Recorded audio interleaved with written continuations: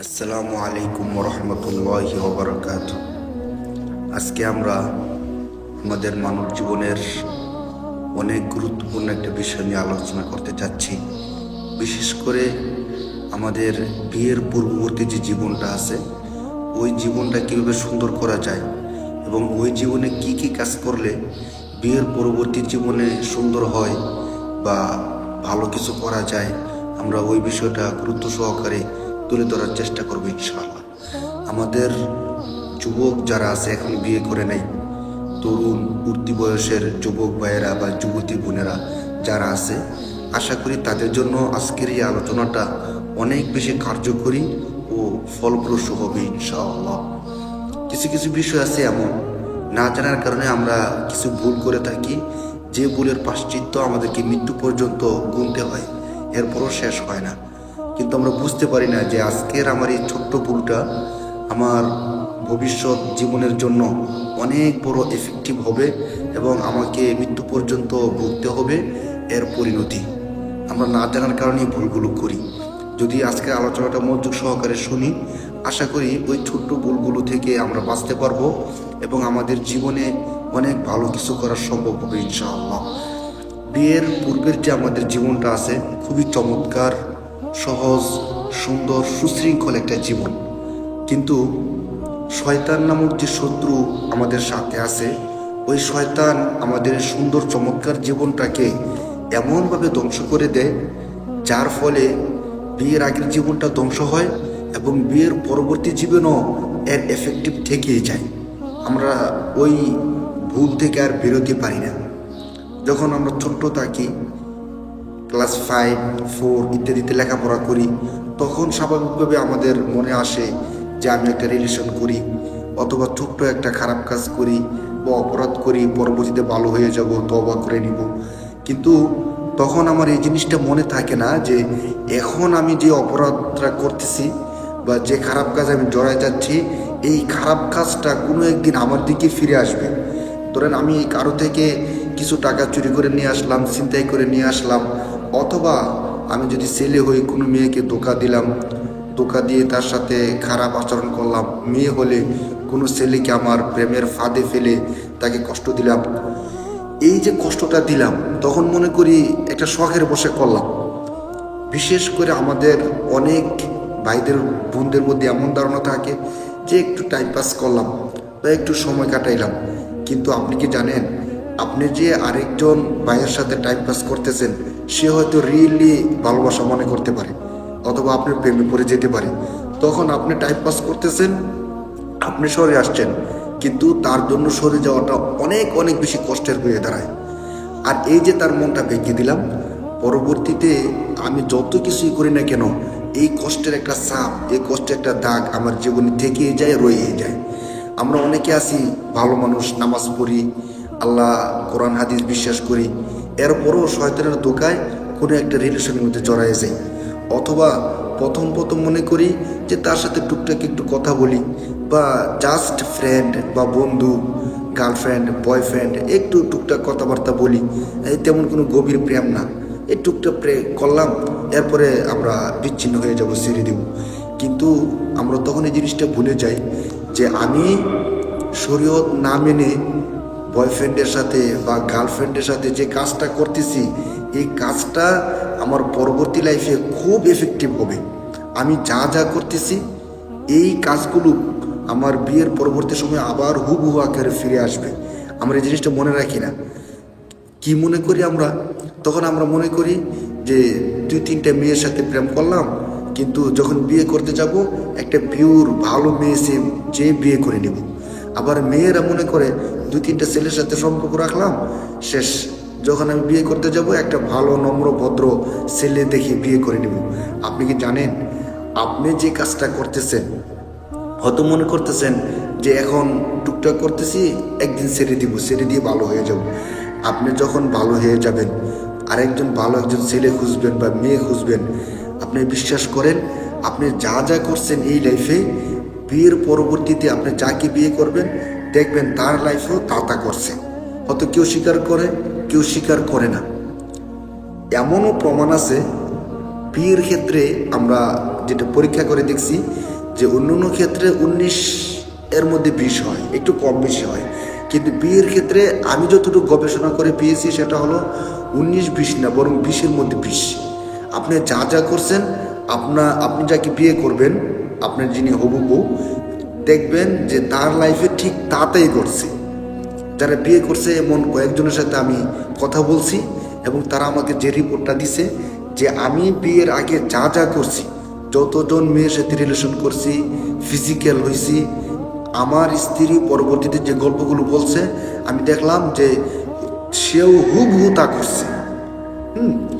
একজনের ঘটনা এমন ছিল যে তারা বলতেছিল যে বিয়ের আগে তাকে একটা মেয়ের চিঠি দিছে, সে চিঠি রিপ্লাই দেয় নাই। তার স্ত্রী থেকে গল্প শুনছে যে তার স্ত্রীকেও একটা ছেলে একটা চিঠি দিছে, সে ওই চিঠির রিপ্লাই করে নাই, চিঠিটা রেখে দিছে। মানে দুইজনে যখন সত্যটা স্বীকার করছে তখন আমি দেখলাম যে বিয়ের যে জীবনটা একদম হুবহু মিলে যায়। আপনার কর্মকাণ্ডগুলো আপনার স্ত্রীর সাথে হুবহু মিলে যাবে।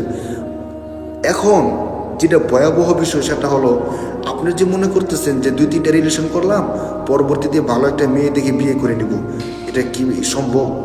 আপনি 2-3টা রিলেশন করছেন, আপনি বিশ্বাস করেন আপনি যাকে বিয়ে করবেন সেও দেখবেন 2-3টা রিলেশন করছে। আপনি যদি জাস্ট টাইম পাস করার জন্য কথা বলে থাকেন, তাহলে আপনার স্ত্রী বা আপনি যাকে বিয়ে করবেন আপনার স্বামী, সেও দেখবেন অন্য মেয়েদের সাথে টাইম পাস করার জন্য কথা বলছে। ঠিক এমনই হয়ে থাকে। একটু কম বেশি হতে পারে অথবা আল্লাহ তাআলা চেঞ্জ করতে পারে, 1000-এর মধ্যে 1টা বা 2টা, কিন্তু অধিকাংশ ক্ষেত্রে আপনি যা যা করবেন এই সব কিছু আপনার দিকে ফিরে আসবে। এবং আপনি কাউকে কষ্ট দিচ্ছেন, কাউকে আঘাত করছেন, দেখবেন কোনো একটা সময় ওই আঘাতটা, ওই কষ্টটা ঠিক আপনার দিকে ফিরে আসতেছে। কোনো একজনকে আপনি কষ্ট দিয়ে আপনি সুখী থেকে যাবেন, এটা অসম্ভব, এটা খুবই অসম্ভব সত্যিকার অর্থে। আপনি তাকে যতটুকু কষ্ট দিচ্ছেন এই দুনিয়ার মধ্যেই হুবহু কষ্ট আপনার দিকে ফিরে আসবে। এই আমাদের দেখেন না দৈনন্দিন দুঃখ, কষ্ট, জ্বালা, যন্ত্রণা, এগুলো কেন আসে? আল্লাহ তাআলা তো কোরআন শরীফের মধ্যে স্পষ্ট বলছে, জহারাল ফাসাদু ফিল বাররি ওয়াল বাহরি বিমা কাসাবাত আইদিন নাস। মানুষের পাপাচারের ফলে এই সমস্ত শাস্তি, কষ্ট, দুঃখ, যাতনা, যন্ত্রণা। দেখবেন আমাদের অনেকের জীবন এত কষ্টের হয়, কোনো সুখই থাকে না, শুধু কষ্ট আর কষ্ট। আপনি তাকে নিয়ে একান্তে বসেন, তার পিছনের লাইফের গল্পগুলো শোনেন, সে কাউকে না কাউকে এমন কষ্ট দিছে যে কষ্টটা অসহনীয়। যার কারণে যাকে কষ্ট দিছে সে হয়তো নামাজের মধ্যে বসে বসে চোখের পানি ছাড়ে আর আল্লাহ তাআলার কাছে বদদোয়া করে, অথবা তার কষ্টটা তাকে অনেক বেশি ভোগায়। এখন আমরা যে বিশ্লেষণটা এতক্ষণ বললাম যে বিয়ের আগে আমরা যা যা করি, ধরেন আমি কোনো একটা মেয়ের দিকে তাকাইলাম, কোনো একটা মেয়েকে প্রপোজ করলাম, কোনো একটা মেয়েকে লাভ লেটার দিলাম, ঠিক ওই মেয়েটাও আমি যখন বিয়ে করতে যাব আমার স্ত্রীও কোনো একটা ছেলেকে লাভ লেটার দিবে, কোনো একটা ছেলের সাথে সম্পর্ক করবে, হুবহু এই কাজগুলো হবে। কেন হবে? এটার প্রমাণ কি? আসুন কোরআন শরীফের মধ্যে এই সম্পর্কে আল্লাহ তাআলা কি বলছে দেখেন। হবে না কেন? আল্লাহ তাআলা সূরা নূরের 26 নম্বর আয়াতের মধ্যে স্পষ্ট বলতেছেন, আল খবিসাতু লিল খবিসিনা ওয়াল খবিসুনা লিল খবিসাত। খবিস শব্দের অর্থ আমরা একটু হলেও বুঝি, খবিস মানে খারাপ, মন্দ। আল্লাহ বলতেছেন যারা খারাপ নারী তাদের জন্য খারাপ পুরুষ, অল খবিসুনা লিল খবিসাত, আবার খারাপ পুরুষের জন্য খারাপ নারী। অর্থাৎ আমি যদি মন্দ হয়ে থাকি আমার জন্য মন্দ নারী, আর যদি নারী সে যদি মন্দ হয়ে থাকে তার জন্য মন্দ পুরুষ। একদম স্পষ্ট। পরবর্তী আয়াতের অংশ দেখেন, অত্তয়িবাতু লিত্তয়িবিনা, যারা পবিত্র মহিলা, সতী সাধবী, তাদের জন্য পবিত্র পুরুষ। অত্তয়িবাতু লিত্তয়িবিনা অত্তয়িবুনা লিত্তয়িবাত, এবং পবিত্র পুরুষ যারা আছে সৎ চরিত্রের তাদের জন্য পবিত্র নারী। এই আয়াতের যদি সহজ তর্জমা ধরেন, যারা ভালো পুরুষ অথবা ভালো মহিলা তাদের জন্য ভালো পুরুষ ভালো মহিলা আছে, আর যারা মন্দ তাদের জন্য আছে মন্দ। তো আমাদের পূর্বের বিশ্লেষণ এবং কোরআনের আয়াতের তর্জমা দেখেন হুবহু মিলে যায়।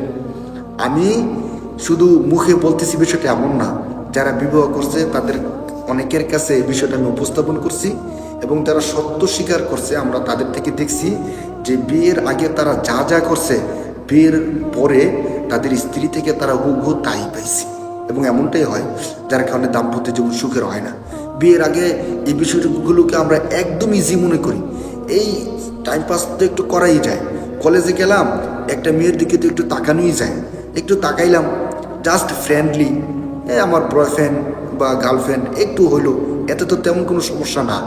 কিন্তু আপনাকে একটা কথা বলি, আপনি 3টা বা 4টে মেয়ের সাথে রিলেশন করেন, আপনি যদি জানেন যে আপনার স্ত্রী 3টা 4টা মেয়ে ছেলের সাথে রিলেশন করে, আপনি কি মানবেন?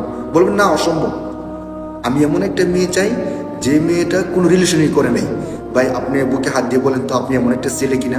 একজন আমাকে বলতেছিল যে হুজুর আমাকে আমি কোন আমলটা করলে পিওর একটা মেয়েকে বিয়ে করতে পারবো, আমাকে এমন একটা আমল দেন। তখন আমি তাকে বললাম যে তেমন বড় কোনো আমল করতে হবে না, আপনি নিজে 100% পিওর থাকেন, দেখবেন অবশ্যই আপনি পিওর একটা মেয়ে পাবেন। আমরা সবাই যারা ছেলে আছি একদম বিয়ে করার সময় আসমান থেকে পড়া পিওর একটা মেয়ে চাই, যে জীবনে কোনো ছেলের দিকে তাকায় নাই, ছেলের সাথে মেসেজ করে নাই, কোনো কিছু করে নাই, একদম পিওর। কিন্তু দুঃখের বিষয় হলো আমি নিজে পিওর থাকি না। আমি কারো না কারোর সাথে রিলেশন করি, কারো না কারোর সাথে কথা বলি, কারো না কারোর সাথে মেসেজ করি, টাইম পাস করি। তো আমি নিজে পিওর না হয়ে আরেকটা পিওর মেয়ে চাওয়া এটা বড় বোকামি, অসম্ভব বিষয়। আবার মেয়েদের ব্যাপারও সেম। মেয়েরা কি মনে করে যে আমি জীবনে যত উল্টাপাল্টা করছি, কিন্তু আমি এমন একটা ছেলে চাই যে ছেলে কোন মেয়েদের দিকে তাকায় নাই, যে ছেলে কোনোদিন রিলেশন করে নাই, কোনো মেয়ের প্রতি তার আকর্ষণ নাই, এমন একটা ছেলে চাই। আচ্ছা বোন, আপনি বলেন তো, আপনি এমন একটা ছেলে চান, আপনি কি সত্যিকার অর্থে এমন একটা মেয়ে? আপনি যদি এমন 100% এমন একটা মেয়ে হন, তাহলে আপনি কিচ্ছু করতে হবে না, আল্লাহ তাআলা অবশ্যই আপনার জন্য পিওর এমন একটা ছেলে রাখছেন। এই জন্য সহজ বিষয়টা বোঝার চেষ্টা করি। বিয়ের আগের যে জীবনটা আছে, এই জীবনটা আমরা একটু কেয়ারফুল হই, কারণ বিয়ের আগের একটা লাইফ, বিয়ের পরে আরেকটা লাইফ। তো বিয়ের আগের লাইফটা যদি আমরা একটু কন্ট্রোল করতে পারি, বিয়ের পরের লাইফটা অটোমেটিকলি কন্ট্রোল হয়ে যাবে। যদি আমরা একটা সতী সাধবী চমৎকার মহিষী একটা নারী পাই, আমাদের জীবনটা জান্নাত। আর যদি বিয়ের আগে আমরা রিলেশনের মাধ্যমে, অবৈধ কর্মকাণ্ডের মাধ্যমে আমার চরিত্রকে নষ্ট করে ফেলি, তাহলে বিয়ের পরে এমন একটা মেয়ে আমি পাইলাম যে মেয়েটি এমন খারাপ, এই সকল সমস্যা তার মধ্যে আছে, তো এমনিই তো আমার লাইফটা জাহান্নাম হয়ে যায়। এই বিষয়গুলো আমরা অনেক বেশি সতর্ক হই। অতীতে আমরা যারা যা করছে আল্লাহ তাআলার কাছে খাটিয়ে দিলে তওবা করি যে আল্লাহ আগে না বুঝার কারণে করছি, সত্যিকার হয়তো আপনি আমাদেরকে মাফ করে দেন। হ্যাঁ, আল্লাহ তাআলার কাছে কোনো কিছুই অসম্ভব না। আল্লাহ তাআলা যদি ক্ষমা করে দেয় তাহলে সব কিছুই সম্ভব। আল্লাহ তাআলার কাছে ক্ষমা চেয়ে এখন নতুন করে একটা জীবন শুরু করে দেন। এটা হলো আমাদের বিয়ের পরবর্তী লাইফের প্রস্তুতি স্বরূপ। এখন থেকে আমরা কোনো মেয়ের দিকে তাকাবো না, কোনো মেয়েকে প্রপোজ করবো না, টাইম পাস করার জন্য আমরা কোনো মেয়েকে মেসেজ দিব না, এবং বোনেরা কোনো ছেলেকে মেসেজ দিব না, কোনো ছেলের দিকে তাকাবো না, যাতে করে বিয়ের সময় আমি সতী সাধু একটা নারী পাই, বোনেরা চমৎকার হৃদয়ের একটা স্বামী পাই। এই জন্য আমাদের লাইফটা করার দায়িত্ব আমাদের। লাইফের পরবর্তী, বিয়ের পরবর্তী লাইফটা যদি খারাপ হয়, কেউ আমাদেরকে ভালো করে দেয় না। এই কষ্টটা নেওয়ার মতো মানসিকতা আমাদের থাকে না। অনেক কষ্ট যন্ত্রণা হয়। স্বামীর ঘরে গিয়ে যদি স্ত্রীদের কষ্ট হয়, স্ত্রী বিয়ে করার পরে যদি স্বামীদের লাইফটা খারাপ হয়, তখন এটা কারো কাছে বলাও যায় না, সহও যায় না, অসহনীয় একটা জীবন হয়ে যায়। এই জন্য আপনাদেরকে বলবো, অন্তত বিয়ের আগে একটু ধৈর্য ধরে জীবনটাকে সুন্দরভাবে পরিচালিত করুন, যেন আপনি বুকে হাত দিয়ে বলতে পারেন যে আলহামদুলিল্লাহ, আমি বিয়ের আগে কোনো মেয়ের সাথে অবৈধভাবে রিলেশন করি নাই, টাইম পাস করার জন্য কোনো মেয়ের দিকে তাকাই নাই। আপনি নজরটা হেফাজত করেন, নিচের দিকে রাখেন। আল্লাহ তাআলা কোরআন শরীফের মধ্যে বলছেন, কুল্লিল মুমিনিনা ইয়াগুদ্দু মিন আবসারিহিম ওয়া ইয়াহফাযু ফুরুজাহুম। হে নবী, আপনি মুমিনদেরকে বলেন তারা যেন তাদের চোখকে নত রাখে এবং তাদের লজ্জাস্থানগুলোকে হেফাজত করে। যদি আল্লাহর এই বিধানটা আমরা মানতে পারি, আমাদের জীবনটা সাকসেস ইনশাআল্লাহ হবে। কি জানেন, সবচেয়ে বড় সফলতা হলো আমরা তো নিজেদের বিয়ের আগের জীবনটাকে পবিত্র রাখার মাধ্যমে বিয়ের পরে পবিত্র একটা স্ত্রী বা ভালো একটা স্বামী পাবো। বাকি মৃত্যুর পরে সুন্দর সুশৃঙ্খল একটা মহাপুরস্কার জান্নাত আমরা পাবো ইনশাআল্লাহ। অথবা আমরা যারা মুমিন আছি তারা এই বিষয়টা বিশেষভাবে খেয়াল রাখি, যেই হোক, যেইভাবে যেই কাজ করি না কেন, আমি যেন আমার চরিত্রকে, আমার সতীত্বকে নষ্ট না করি। হ্যাঁ, শয়তানের ধোকায় আমি যদি বিয়ের আগের লাইফটাকে নষ্ট করে ফেলি, বিয়ের পরের লাইফটা অটোমেটিকলি নষ্ট হয়ে যাবে।